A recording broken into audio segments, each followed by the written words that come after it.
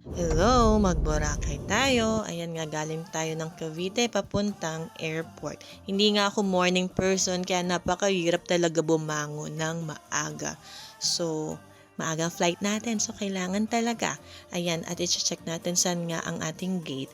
Imimit natin ang kaibigan kong galing sa Japan, si Tita DJ. Yan ang waiting game natin ngayon. After mag-check-in, antay lang konti at magbo-boarding na. Ayan nga si Matthew, first time niyang mag-eroplano. Siyempre, kasama si Mother. Refer to the passenger briefing card. Ito nga si Mati at nagpapakyut pa. Bilang isang mami, syempre excited din ako sa new experience ng anak ko. Tulad nga nitong pagsakay sa eroplano. Dati kasi niyaya ko siya, sabi ko, sumakay kami ng eroplano para nga makapag-travel kami. Pero ayaw niya kasi natatakot pa siya. Nung na-feel ko naman na confident na yung anak ko na sumakay sa eroplano, nag-book ako ng ticket papuntang ang Boracay at inimit ko nga yung mga kaibigan ko.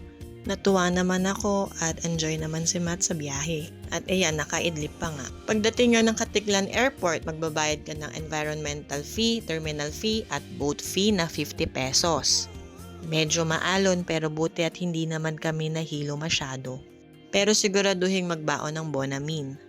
Haggard na nga kami dito mga friends at ito nga galing ng Boracay Port ay sumakay kami ng tricycle papuntang D-Mall. From D-Mall, sinundo kami ng van ng aming hotel at ito nga pinapakita niya kung saan ginagawa ang mga water activities. Mag-stay nga kami sa hotel ng 3 nights and 4 days.